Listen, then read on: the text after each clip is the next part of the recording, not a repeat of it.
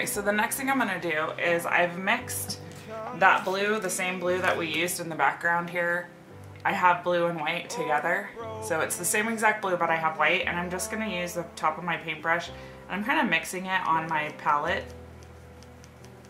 So it's not completely mixed, but it's just a little bit mixed, and that makes a lighter blue. And I'm gonna go back into the background of my painting and just create some designs. This is a round brush. It's a #1 round brush. Mine's kind of messed up. Hopefully yours is a little better than mine. I'm just gonna go in, I'm gonna start at the center of each blue part. So I look at each part as kind of individual parts. And I'm gonna think about it like I'm putting life into this painting. So it's a flat painting, but when I start to put these brush strokes in the background, it's like I'm saying to the viewer, there are things happening here and it's alive. And so part of the brush strokes is just creating swirls and movement and things to say, this is alive and this is a happy place to be and a whimsical place to be. So you're just gonna start, you're not gonna go, you know, all the way up. You're just gonna start in the center. And some of these I'm just gonna put just a little bit in the center, and this is messy, okay? Like, I don't mean messy like you're gonna make a mess. I mean, it's not perfect. It's not beautiful. Don't try to make it beautiful. Don't try to make it perfect. Make it fun, you know, have fun with it, make a mess with it, and tell yourself that that's okay. Because this is for you. This process is not for anybody else. This isn't about making some masterpiece that you're gonna go put in a gallery. This is about sitting down and relaxing and enjoying your time and enjoying a gift that you're giving to yourself. So this is your gift. This is your New Year's gift to yourself, to spend time alone, to kind of use it as a meditation and a prayer, you know, that you're sitting here and you're thinking and you're pondering. So I'm just going in between all of these spaces and I'm just kind of painting the centers of them, not going all the way to the edge, and I'm doing it in a messy way, if you can see that. So it just gives it another dimension. So anyway, I just hope that while you're painting these paintings that you just take a deep breath and you realize that as you may have had a tough year last year and you may have had some hard things happen, you may be working through some things this year. I just want you to realize that God is there for you, He's with you, and your art friends are with you, and that you're gonna be okay. That even though the worst possible scenarios can happen, that you can still stand up again and you can still gain strength through the hard things that you're going through. And one of the things that I really enjoy about painting is the fact that I can sit down and I can be calm, and for me it's almost like my time of praying. I'm not very good with sitting down and doing structured prayer time and reading time, but when I'm sitting down and I'm painting and I'm just putting myself into a painting, I feel that's when I can really communicate to the Lord and really communicate and think about how I'm going to change, think about how I need to grow as a person, and just work through whatever it is that I'm going through. You know, it was really hard for me to even think about painting again after Andrew died, and to be honest, I'm surprised that I'm even in this place of teaching a class so soon, because that was the most difficult thing I've ever gone through. But I'll tell you, God is faithful to bring us through these things, and I am so glad that I'm here with you. I'm so glad that I'm able to just kind of share what I'm going through with you, and that you can be a support to me, and hopefully I can be a support to you as well, even through the hard times that you're going through.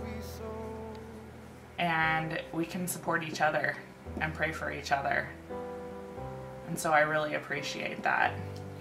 Part of doing this painting and doing paintings like this that are whimsical and fun is just realizing that there's joy and there's happiness, and you can put on your stripy socks and your funky dress and get out in the garden and enjoy the birds and enjoy every aspect that life has given you and that God's given you, and be able to really just consume yourself with that and consume yourself with happiness and joy, and look at the positive and negative circumstances. I know sometimes it's very hard, and I can relate to that, trust me. Sometimes it's really hard for me to look at this situation with my 16-year-old being gone and even understand why it is that this is happening. But God knows. And part of it is that we were meant to do this together. Part of it is this workshop. Part of it is what's going to happen in the future, and I believe that. And I'm going to try to look at it as God's in control, and He's in control of your circumstances too. I will give you rest.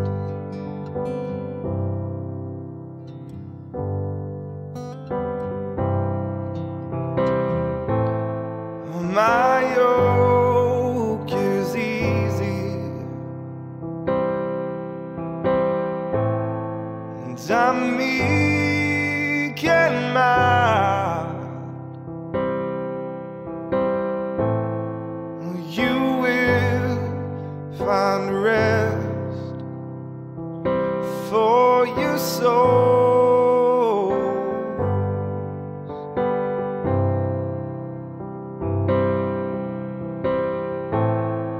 My yoke is easy, and I'm meek and mild. You will find rest for your soul.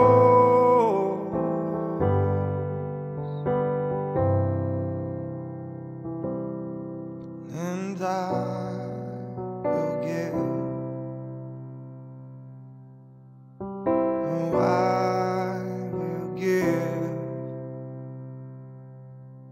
oh, I will give. Alright, so I've gone through with all of my lighter colors in the centers, and now I'm going to go in and do some swirls.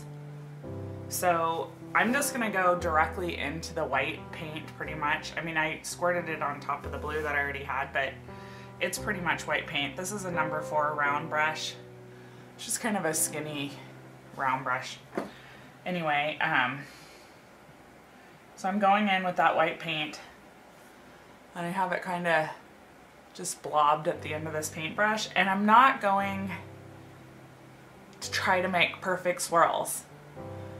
So I'm just gonna I'm gonna have fun with this. I'm not gonna, try to make this perfect little swirls. You need to remember, this is supposed to be fun. This is not supposed to be technical. You have technical everywhere else in your life. You might as well have fun with this. And you could do this with a paint pen too if you felt more comfortable with it.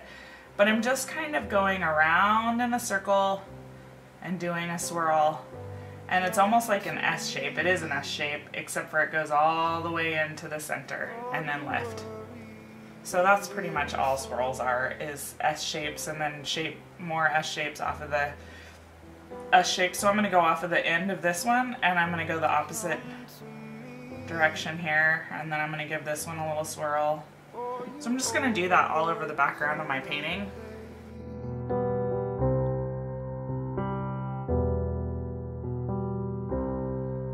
And I will give,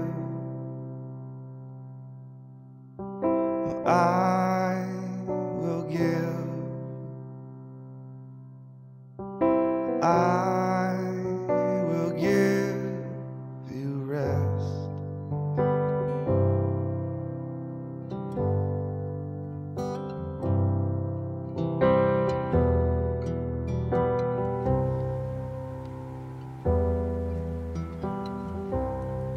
so I'm gonna go in to the beaks that we worked on, that we have that line through the center that we don't like, and just cover that line with a black marker. I lied, I didn't really let this dry very good, so I'm trying not to touch my white lines. Okay, so I'm just going into the beak and I'm getting rid of that white line that we had before. So I'm just filling it in with black. And the little eyes are already black, and that's what color we're going to want them to be. So with my birdies, I'm going to make them super bright and colorful. Somebody stole my pencil sharpener. I want my birds to be very colorful, so I'm going to start out with purple. And I'm going to start with this bird down here, I think, because, oops.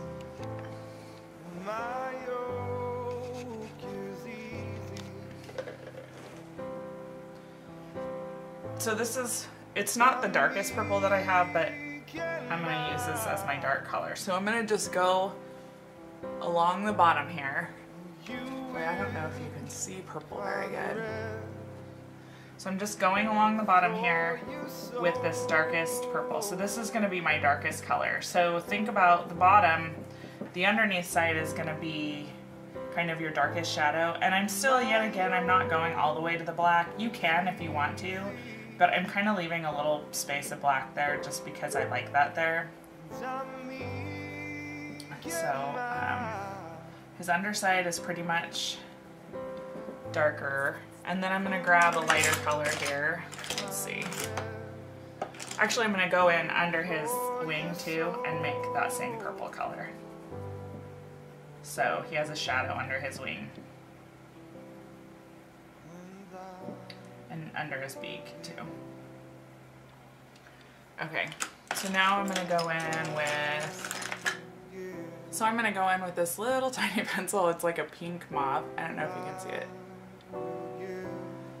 And I'm gonna, it's mulberry actually. I'm gonna go in the center between those two lines that I created there, and I'm gonna overlap it a little bit, but not too much. So I'm gonna go all the way up, and then I'm gonna leave a little bit of space where a cheek would be, so just right under the eye, kind of a space right there under the eye that I'm gonna leave. And then I'm going to go on the top of his head with the color, because the sun is coming from the top, so the top would be lighter than the bottom. I'm just going to push that color in. I have to be honest, I use the gesso board and I'm not super happy with the texture of it. A little bit of a pink color just under the cheek area.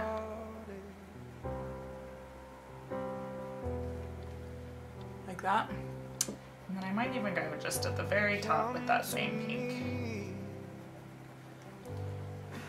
And I think I will go ahead and do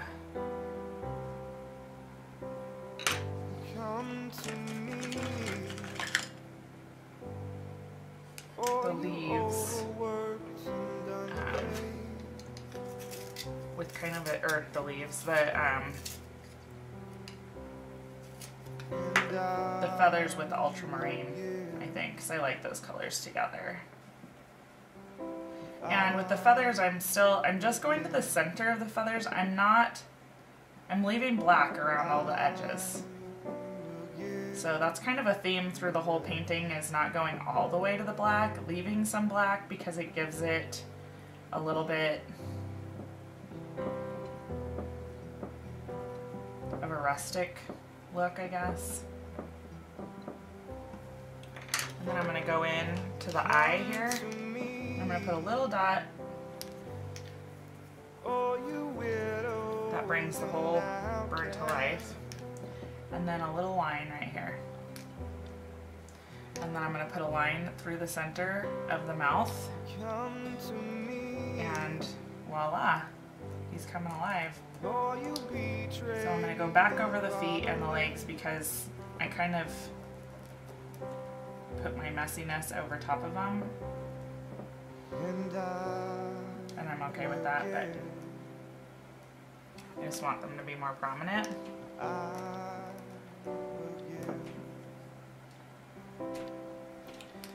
And I think I'm gonna give him some stripes on his legs with my Sharpie pen. Now, if you do too much color and you miss some of your black and you wish that you wouldn't have, you can always go back in with your Sharpie and bring some more black out in your painting. You can always go around edges and kind of fill in some black if you want to. So I'm going to go ahead and put some stripes on this guy too while I have my Sharpie out. Probably didn't see that because I was... Okay. I'm